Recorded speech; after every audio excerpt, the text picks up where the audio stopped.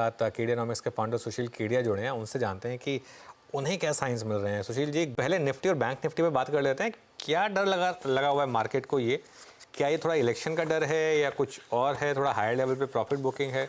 Vicks जिस तरीके से बढ़ रहा है और निफ्टी जिस तरीके से रोज हाई से फिसल रहा है, कैसे देख रहे हैं इसको आप?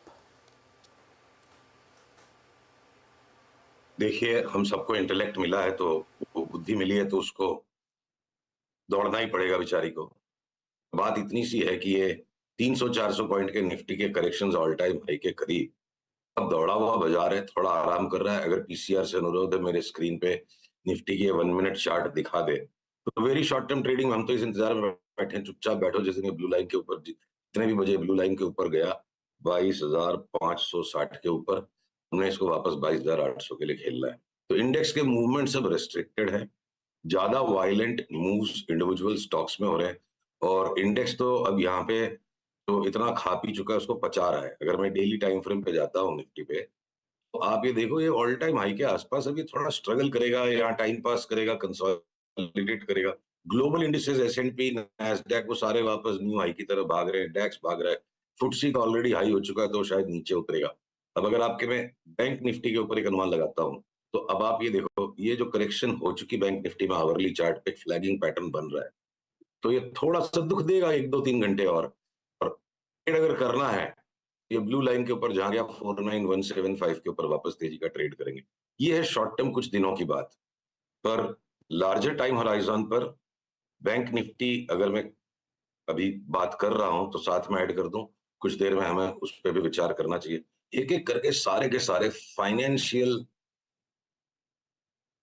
स्टॉक्स, फाइनेंशियल वैरायटी, चाहे वो एएमसीज हो, चाहे वो इंश्योरेंस कंपनीज हो, चाहे ब्रोकिंग कंपनीज हो, और काफी सारे बैंक्स भी लॉन्ग टर्म टॉप्स बनना शुरू हो गए इनमें। तो बैंक निफ्टी को थोड़ा सा हट के देखना।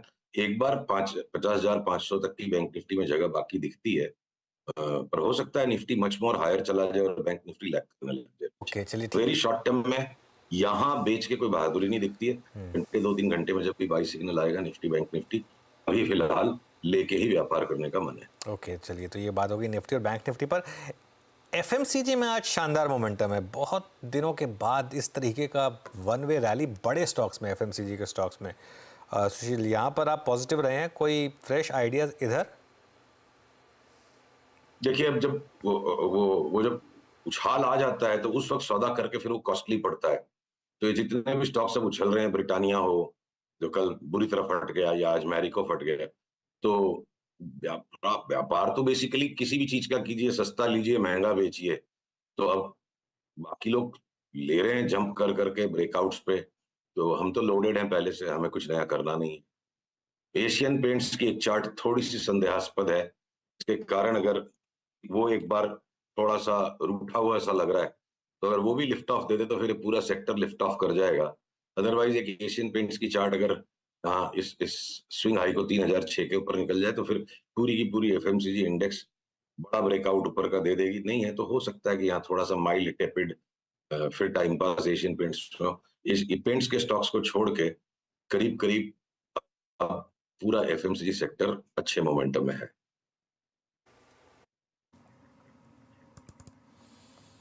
ओके, सुशील जी, आपने मेटल्स पे काफ़ी शॉर्ट की बात भी थी और अब मेटल इंडेक्स बहुत पिछले 3-4 दिन से अनवाइंडिंग मोड में है, कुछ प्रेशर विजिबल है यहाँ पे।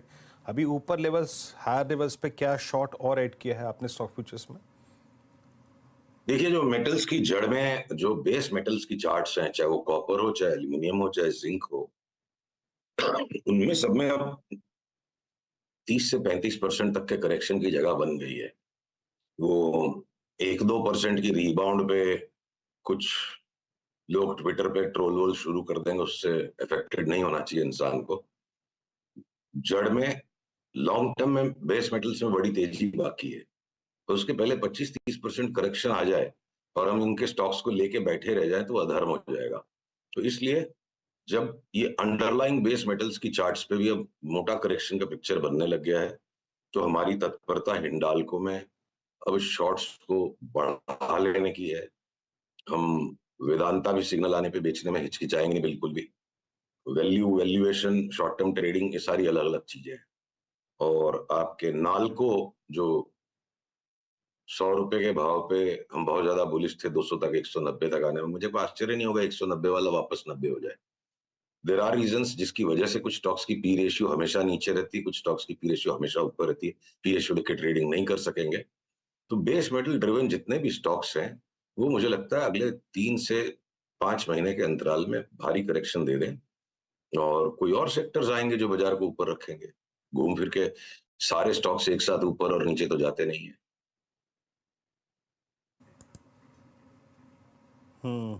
अच्छा, मन्नापुरम और मुथूट पे आपका टेक क्या है? आई मीन अभी एनबीएफसीज की चर्चा हुई, गोल्ड ने इनको एक बड़ा मूव दिया सुशील जी, और अप्रैल का महीना इसने, और इनफैक्ट मेरे ख्याल से मिड मार्च से लेकर अप्रैल मिड तक अच्छा पैसा बना, इवन एंड तक अप्रैल की सीरीज के। अब पिछले 3-4 दिन से पेन बढ़ रहा है। कोई शॉर्ट कॉल लॉन्ग पुट आप लोगों ने ऐड करी है मुथूट मन्नापुरम पे? देखिए, इतनी बाजार में तेजी हो के भी, गोल्ड में भी तेजी हो के भी, मन्नापुरम के आप ये वीकली चार्ट को देखिए, ये अगर अपने न्यू हाई को भी नहीं बना पाया है, और ये नीचे 81 रुपए से जो चाल आई है, बुल मार्केट पैटर्न, ये महज एक रैली है। का टॉप ऑलरेडी यहाँ हो चुका है, का टॉप ऑलरेडी यहाँ पर नवंबर 21 में हो चुका है, तो हम 24 में है, और 2.5 साल बाद भी ये स्टॉक न्यू हाई नहीं बना पाया, एटमोस्ट रिट्रेस किया है। तो अभी सुनने में विभत्स लग सकती है ये बात, वास्तविक विभत्सता तो ये ऑलरेडी है ना, कि इतनी तेजी गोल्ड में, इतनी तेजी शेयर बाजार में, फिर भी ये स्टॉक 3 साल हो गए न्यू हाई नहीं बना पाया। खुले फॉल में मैं 1-2 दिन की इंट्राडे ट्रेडिंग, कॉल पुट वाली ट्रेडिंग के व्यूज ले नहीं पाता हूं, तो मैं जो ले पाता हूं वही बताता हूं। 3-6 महीने का व्यू लेकर के स्टॉक को शॉर्ट करके बैठ जाओ, ये 60 रुपए में भी आपको काटने मिल जाएगा। 1/3 हो जाए तो कोई बड़ी बात नहीं है, और 80 रुपए तो आना चाहिए 188 का स्टॉक। तो ये 100 रुपया घट जाए 190 रुपए की स्टॉक, इसमें 1-1.5 2 रुपए के स्टॉप लॉस लेके हर घंटे ट्रेडिंग करने से वो पैसा नहीं बनेगा। छोटी पोजीशन लीजिए, बड़ा स्टॉप लॉस लीजिए और शांति से बैठ जाइए। तो मन्नापुरम का अगर ये पिक्चर है, मुथूट में मुझे क्या वजह बनेगी, ये हमेशा होता है। बहुत सारी वजह हो सकती है तेजी की भी और मंदी की भी। तो तेजी और मंदी होने के बाद जो वजह सबसे ज्यादा फिट बैठी, उस पे कंसेंसस मार्केट का बाद में ही आता है। लाइफ में भी वैसा ही होगा, मार्केट में भी पहले ही वजह बता दो, सारी बात बता दो, तो फिर सब कुछ पता ही चल गया, तो फिर रिस्क कहाँ लिया आपने। तो अब ये मुथूट की भी आप वीकली चार्ट पे देखिए, इतनी पूरे भारत में तेजी है, इतनी बाजार में तेजी, इतनी गोल्ड में तेजी, डबल टॉप बन रहा है। जब तक ये लास्ट वीक के हाई के ऊपर नहीं जाता है 1731 के ऊपर, ये स्टॉक अब हमने शॉर्ट कर करके बेच के लेने की कोशिश करेंगे, स्टॉप लॉस लग जाएगा तो फिर ध्यान बदल जाएगा, फिर नई चार्ट आपके सामने लेके आएंगे। शॉर्ट टर्म में अप ट्रेंड खत्म हो चुका है, देखिए ये अप ट्रेंड लाइन के भी नीचे जा चुका है, मोमेंटम में भी डाइवर्जेंस है। तो एक 6 महीने के व्यू में ये 1650 वाला स्टॉक, मतलब ये कहाँ से शुरू हुई थी इसकी, 900 से चाल, ये 900 को भी नीचे चला जाए, ये व्यू लेके अभी हमने इसको शॉर्ट करना है। एक स्टॉक जहां पर आपने ऑलमोस्ट बॉटम कैच किया था वो था नवीन फ्लोरिन। आज हालांकि हल्का सा नीचे है, लेकिन मूव्स अच्छे रहे हैं यहाँ पर।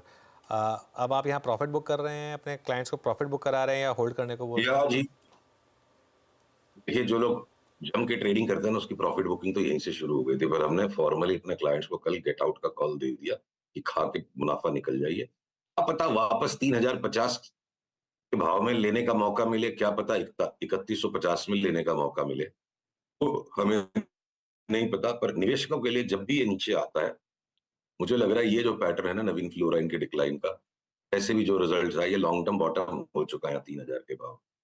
अब घूम फिर के जब जब नीचे के डिक्लाइन में पकड़ में आएगा, तो ले लेके हमने 6 महीने से 8 महीने के व्यू में 500-5800 तक की जगह पकड़ के बार बार इसको लेके ही बेचेंगे। शॉर्ट सेल 400 रुपया घट जाएगा, मुंह में पानी आ रहा है, वो अच्छी बात है। लार्जर ट्रेंड को देखते हुए लीजिए, मुनाफा खाइए, निकल जाइए, शॉर्ट वॉट मत कीजिए। यही सलाह हमने अपने क्लाइंट्स को दी है, यही सलाह हम आपके भी दर्शकों को दे सकेंगे। जो फुल टाइम स्क्रीन ट्रेडर्स है वो 400 रुपए की डाउन साइड ट्रेडिंग कर सकते हैं, पर माल लेके चुपचाप बैठे कोई नीचे के डिक्लाइन में, तो ये सारे केमिकल्स के स्टॉक्स की तरह नवीन फ्लोराइन में मुझे लगता है 50-60% आगे बढ़ जाए। ऑलराइट सुशील जी, बहुत बहुत शुक्रिया।